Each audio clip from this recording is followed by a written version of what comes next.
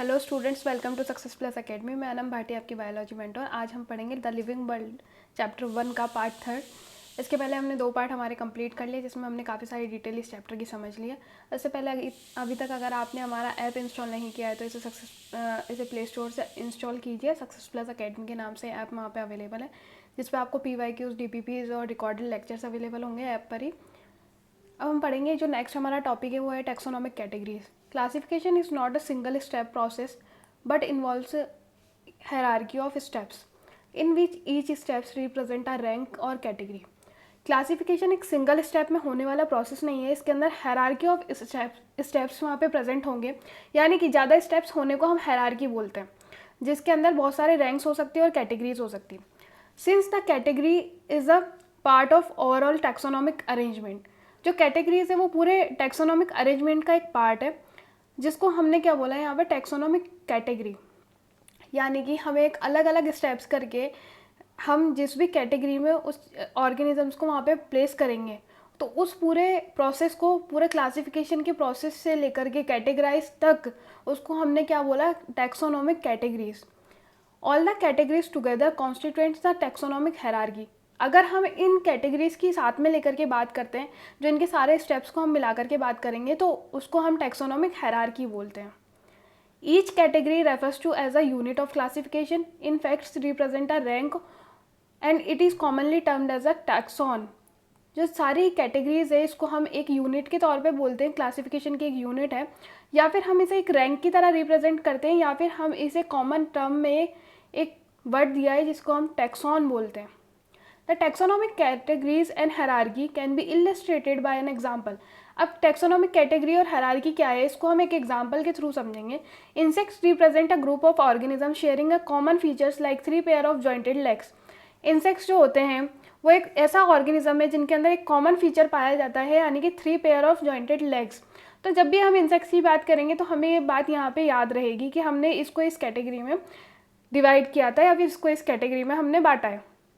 It means insects are recognizable concrete object which can be classified and thus were given a rank और category। मतलब कि हमने इसको easily recognize कर सकें, इसलिए हमने इसका ये फीचर वहाँ पे एक समझा कि ये कॉमन फीचर्स होते हैं सभी इंसेक्ट्स के अंदर। तो हम समझ गए कि ये इंसेक्ट है और इसको हमने एक अलग कैटेगरी में डाल दिया। Can you name the other such group of the organisms. क्या तुम किसी भी ऐसे ऑर्गेनिज्म का ग्रुप बता सकते हो जिसको हम किसी अलग कैटेगरी में रख सकते हैं। Remember the group represent the category. Category further denotes the rank. Each ranks or taxon in fact represent the unit of classification। यानी कि ग्रुप ऑफ कैटेगरी रिप्रेजेंट करता है रैंक को, और जो रैंक है वो हमारा टैक्सॉन है, और टैक्सॉन जो है वो हमारा यूनिट ऑफ क्लासिफिकेशन है। The taxonomic group categorise a distinct biological entities and are not merely morphological aggregates. जो टैक्सोनॉमिक ग्रुप है वो हमारी बायोलॉजिकल एंटिटीज़ को रिप्रेजेंट करता है, ना कि हमारी मॉर्फोलॉजिकल एंटिटीज़ को।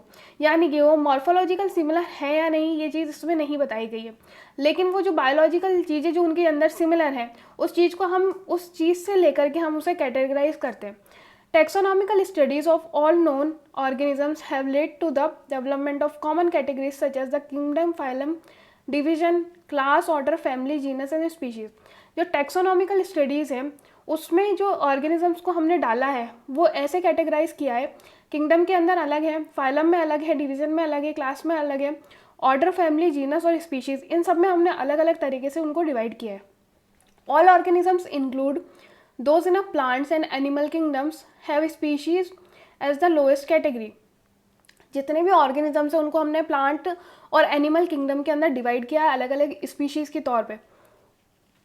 Now the question you may ask how to place. अभी हमारे दिमाग में ये क्वेश्चन उठता है कि हमने इनके बारे में पढ़ लिया कि ये सारी चीज़ें ये होती हैं, लेकिन हमने इनको अलग अलग उसमें डाला कैसे, कैसे हमने उनको डिवीजन में डाला, कैसे फाइलम में डाला, कैसे class, order, family, species, genus में हमने उनको डिवाइड किया, किस तरह से, किस आधार पर हमने उनको इन सारी कैटेगरीज में डिवाइड किया। तो हमने organisms in various category. The basic requirement is the knowledge of character of an individual of group of organisms.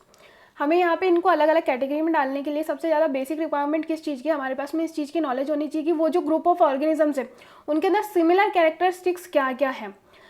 This helps in the identifying the similarities and dissimilarities among the individual of the same kind of organisms as well as the other kind of organisms. ये जो identification होगा यही हमारी help करेगा किसमें, कि उसके अंदर कितनी सिमिलरिटीज़ और डिसिमिलरिटीज़ होगी, तो उसको हम अदर क्लास में रख देंगे, अदर ग्रुप में डिवाइड कर देंगे, और जो सिमिलरिटीज़ होगी वो सब एक ग्रुप में हम उसको डिवाइड कर देंगे। अब हम पढ़ेंगे स्पीशीज़ क्या होती है। स्पीशीज़ के बारे में, the taxonomic study consider as a group of the individual organisms with the fundamental similarities as a species.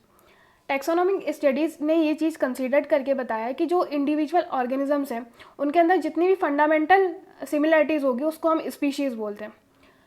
One should be able to distinguish one species from the other closely related to the species based on the distinct morphological differences. जो एक species है वो दूसरी species से अगर relate करती है तो अगर वो मॉर्फोलॉजिकल डिफरेंट भी है तो हमें उससे कोई मतलब नहीं है। यहाँ पे उसको स्पीशीज़ के अंदर जब हमने उसको प्लेस किया है तो उसकी कौन सी चीज़ देखिए, अगर एक ही स्पीशीज़ दूसरी स्पीशीज़ से रिलेट करती है तो हम उसको इस कैटेगरी में डालेंगे। Let us consider Mangifera indica. हम यहाँ पे मैंजीफेरा इंडिका की बात करते हैं। सोलेनम ट्यूबरोसम यानी कि पटेटो। मैंजीफेरा इंडिका हमारा मैंगो था और सोलेनम ट्यूबरोसम यहाँ पे हमारा पटेटो है। Panthera leo, all These all the three names indica, tuberosum और लियो represent a specific epithet। इनके आगे जितने भी नाम लिखे हैं ये सब स्पेसिफिक एपिथेट को रिप्रेजेंट करते हैं, यानी कि ये किसी न किसी स्पीशीज़ से हैं। इनका जो ये नाम है इनकी स्पीशीज़ को आगे रिप्रेजेंट करता है। While the first word of the Mangifera, Solanum and Panthera are the genera and they represent another higher level of taxon और कैटेगरी। वहीं जो इनका जो पहला वर्ड है यानी कि मैंजीफेरा, सोलेनम और पैंथेरा, वो इनके जेनरा को यानी कि इनके जीनस को रिप्रेजेंट करता है, जो कि एक अलग लेवल की टैक्सॉन या फिर कैटेगरी के अंदर आते हैं। ईच जीनस में हैव वन और more than one specific epithet representing the different organisms. Her genus के अंदर एक या उससे ज़्यादा स्पेसिफिक एपिथेट हो सकते हैं किसी भी ऑर्गेनिज्म के अंदर, but having a morphological similarities, लेकिन उनके पास में मॉर्फोलॉजिकल सिमिलरिटीज़ वहाँ पे होगी।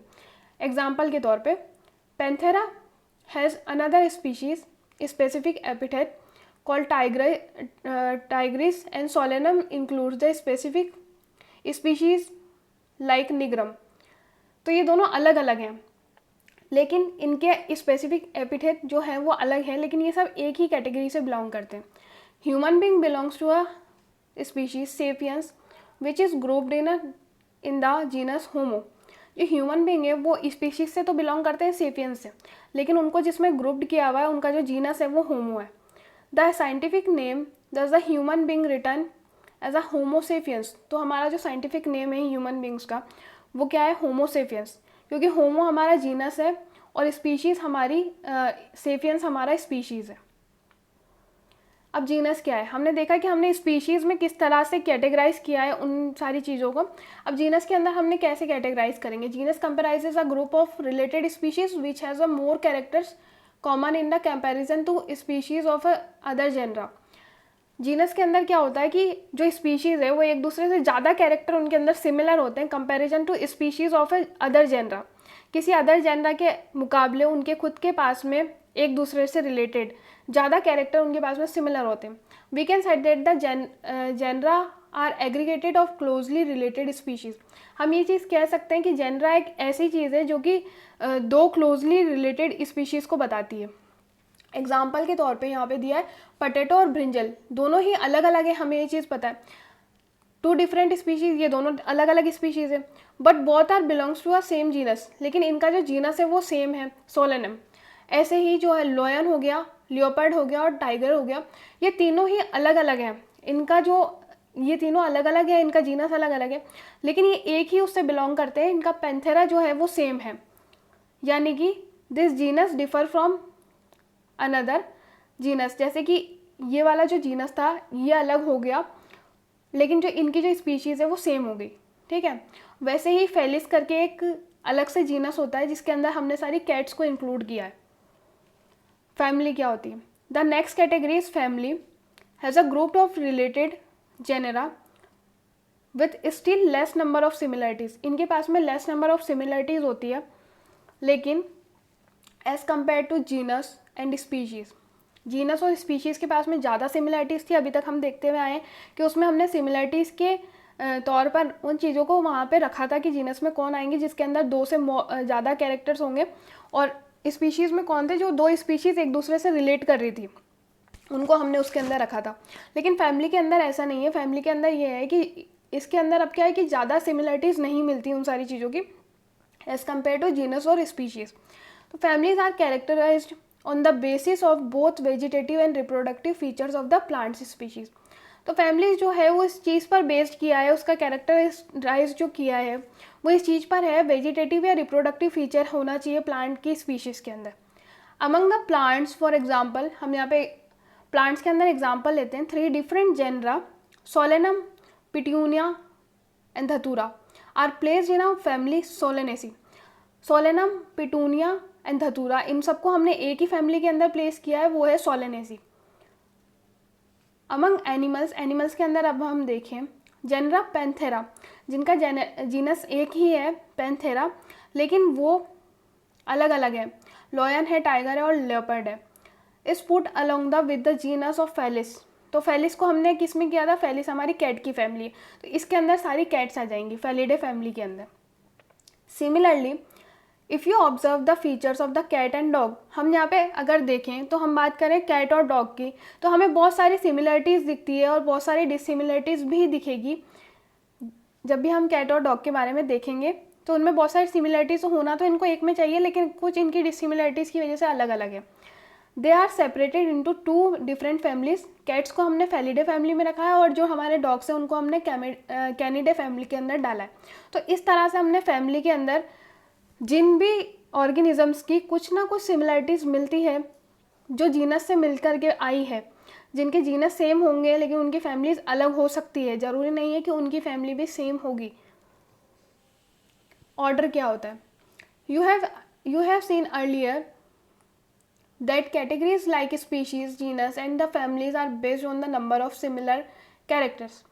हमने ये पहले देख लिया है, जितनी भी कैटेगरीज थी, स्पीशीज़ हो गई, जीनस हो गया, फैमिली हो गई, ये सब नंबर ऑफ सिमिलर कैरेक्टर्स पे हमने देखा कि इनके अंदर नंबर ऑफ सिमिलर कैरेक्टर्स ज़्यादा थे, लेकिन generally order other higher taxonomic category.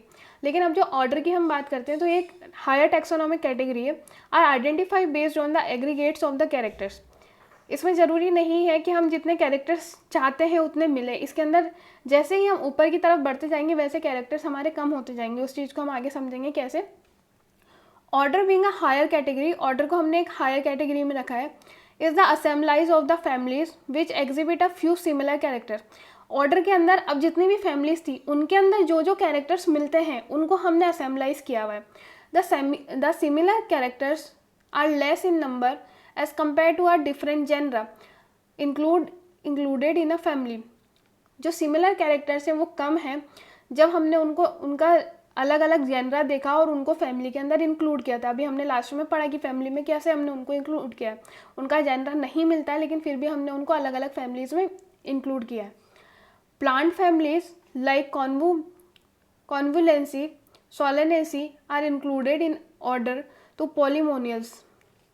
इन दोनों फैमिली को हमने एक ही ऑर्डर के अंदर, ऑर्डर पॉलीमोनियल्स के अंदर हमने इंक्लूड कर दिया है, क्योंकि इन दोनों के अंदर एक ही मेन कैरेक्टर है जो कि मिलता है, और वो किसके आधार पे? हमने इसका फ्लोरल कैरेक्टर देखा, यानी कि इनका जो फूल वगैरह और जो फ्रूट्स आने का जो कैरेक्टर है वो सेम मिलता है इन दोनों फैमिली का, इसलिए हमने इनको एक ही ऑर्डर में रखा। और वो ऑर्डर कौन सा था? Polemoniales. The animals order Carnivora includes the family like Felidae and Canidae. Felidae हमारी कैट्स की फैमिली थी और कैनिडे हमारी डॉग्स की फैमिली थी, तो हमने इन दोनों कैटेगरी को एक ऑर्डर में डाल दिया, कार्निवोरा। ठीक है, तो ऐसे हमने ऑर्डर को किया। अब क्लास क्या है? This category includes related order. ये कैटेगरी रिलेट करती है किससे? ऑर्डर से। For example order Primata comprises monkey, gorilla and gibbon is placed in a class Mammalia. यानी कि हम यहाँ पे एग्जाम्पल देखें तो मंकी, गोरिल्ला, गिबॉन को, इन सभी को एक ही क्लास में डाला है, वो क्लास है हमारी मैमेलिया। विद ऑर्डर कार्निवोरा, जिसके अंदर हमने इसको कार्निवोरा में भी इंक्लूड किया है।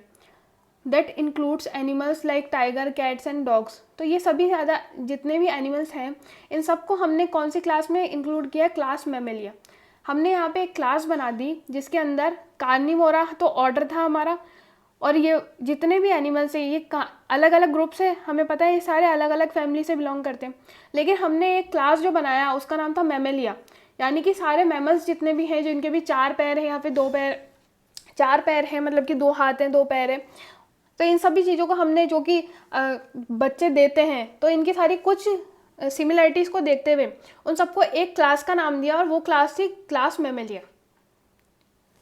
Phylum class comprises a animal like fishes, amphibians, reptiles, birds along with the mammals constitute the next higher category called the phylum।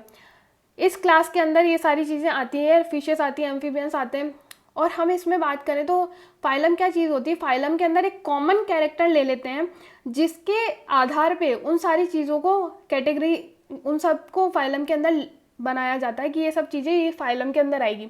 तो common feature, all these are based on the common features like the presence of नोटोकोड्स।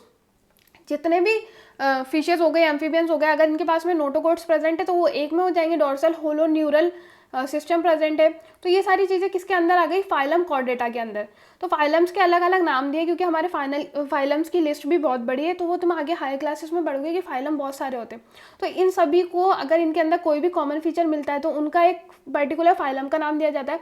जैसे कि यहाँ पे example in लोगों ने बताया है कि अगर नोटोकोड्स प्रेजेंट होंगे और dorsal hollow neural system present होगा तो उसको हम फाइलम कॉर्डेटा में रखेंगे। In case of plants, classes with a few similar characters are assign to a higher categories called the division. Plants के केस में अगर फ्यू सिमिलरिटीज मिलेगी तो उसको हम असाइन करेंगे किसके अंदर, डिवीजन के अंदर।